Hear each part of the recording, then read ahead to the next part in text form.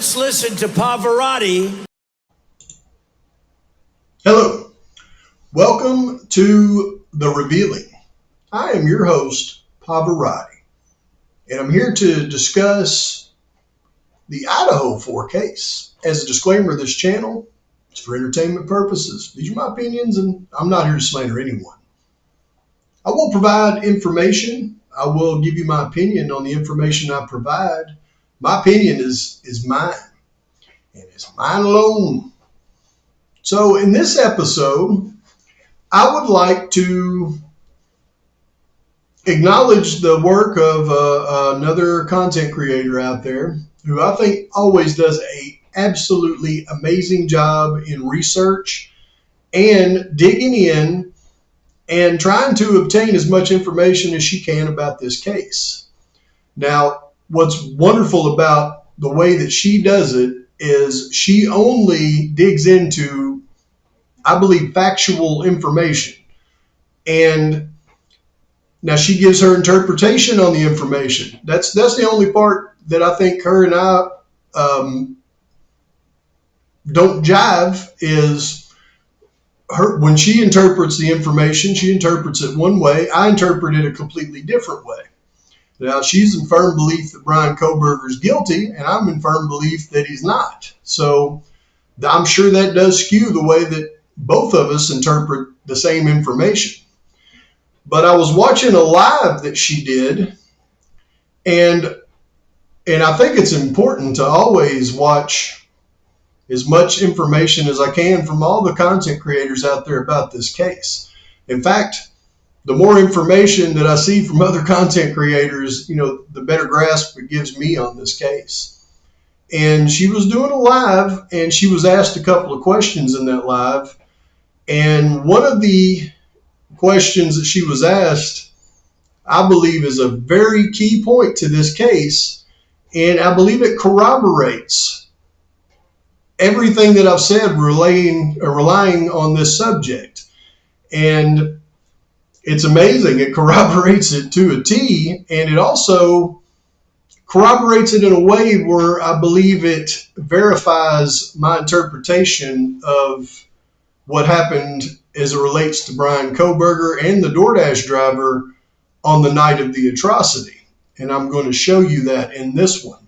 The content creator's name is Forensic Frenzy. Nothing but respect for her, and I think she does a wonderful job. Again, the only difference I have with her is our interpretation of facts. So what I want to do is I want to show you what she said and what I found and how it correlates to what we're talking about here. So let's just get right into it. So Bill Nawright says, Forensic Frenzy, do you think the state has a smoking gun that they are holding? No. And that was probably not the answer that a lot of people thought I was going to give, but no. They kind of told us, like more or less, they kind of told us that this is a completely circumstantial case. Now, first of all, I think that statement right there tells us a lot because she does frequently converse with Steve G. So if she says there's no smoking gun and this is a circumstantial case, well, we can be fairly sure that that's exactly what it is. So going to trial and having this new evidence pop out of nowhere that's damning for Kohberger, folks, is not going to happen.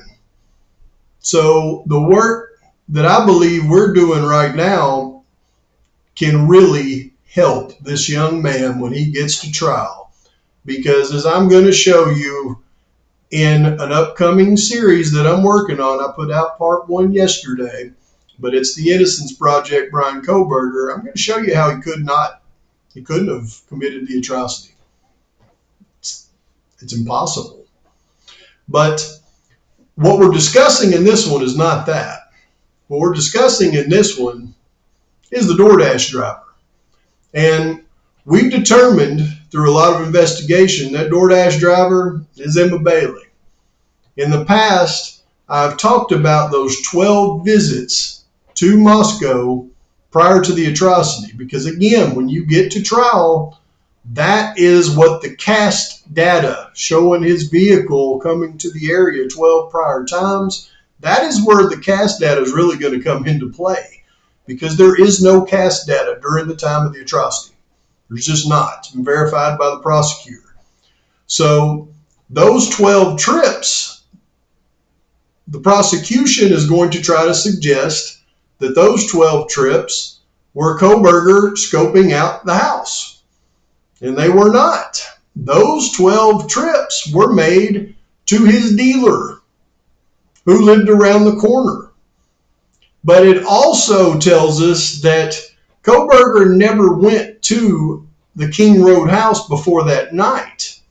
And that's why when I say that night she told him to meet him in the King Road neighborhood instead of at her house, that was a new place for him to meet her at.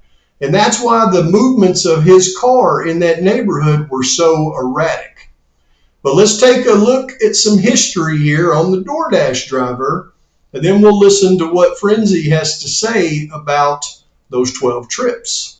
We do know about an Emma Bailey there is an Emma Bailey from Moscow, Idaho, who lived right behind the road, right behind the Moscow King Road murders. She lived right behind there, an individual that's 22 years old and recently got arrested with another individual, Demetrius Robinson, for giving drugs, fatal drugs, to another individual just south of Seattle. The employee inside here told me the Doordash driver that picked up the food for Xana was a woman. It was a woman with black hair. And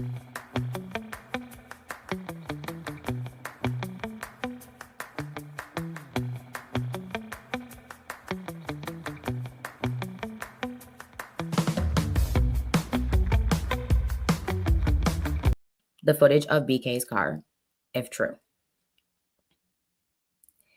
Yeah. So, yep. And,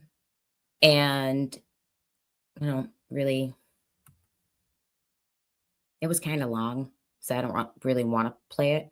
Maybe I'll edit it down and make my own little version of it. But recently, Digonsalva's family did an interview with Nancy Grace, and they talked about a few things.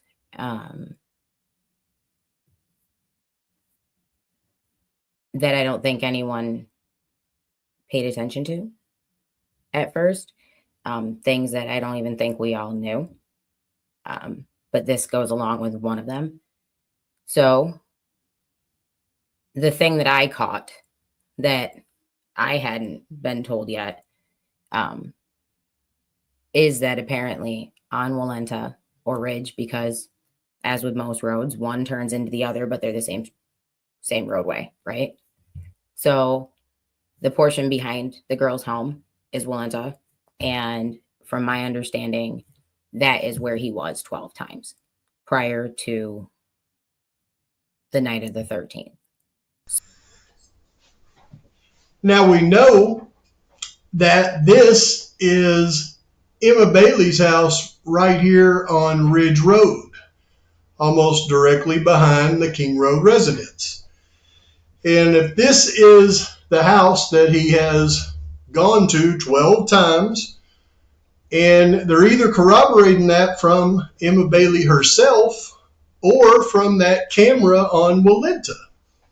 And I think it would be hard to go back that long and find camera footage from, some kind of Ring camera. So I imagine they're corroborating it from Emma Bailey herself. So what does that tell us, though? If he's going to this house 12 times, he's not going to the King Road residence. It tells us that if that's the case, and then on the night in question, as I have asserted in the past, that he was told to meet Emma Bailey in the neighborhood around 4 a.m. to pick up his goods, and he wasn't familiar with the neighborhood, then the movements of his Elantra would make total sense. And let me go ahead and go through it with you one more time.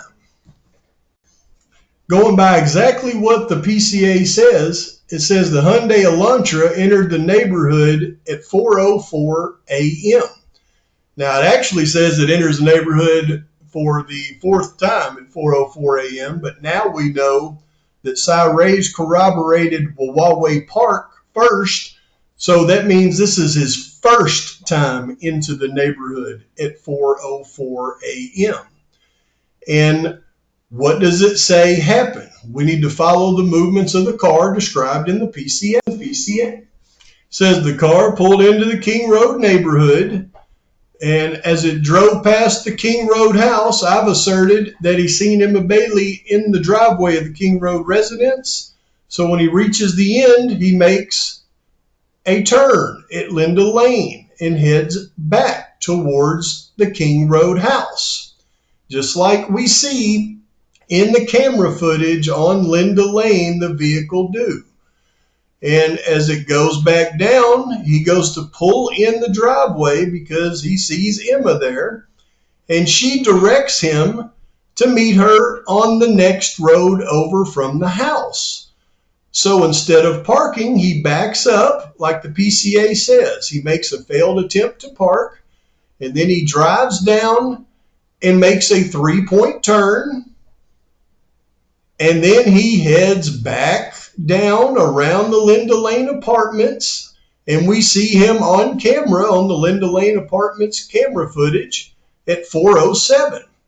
And then he makes the right-hand turn and circles around the Queen Road Apartments and parks on the road next to the King Road residence and waits for his hookup, the Doordash driver, to pull up and give him what he's been waiting for.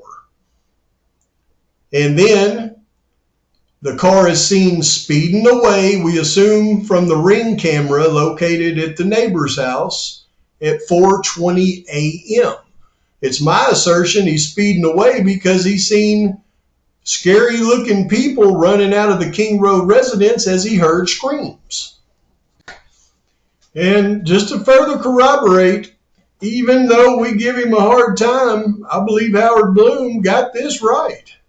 In his book, he said, in fact, he may have visited Bailey from time to time at her Moscow home, which, as it happened, was tucked into the very end of a cul-de-sac, a minute or so drive from the unaliving house, which would put it very much within the same incriminating cell tower radius as the scene of the crime on King Road.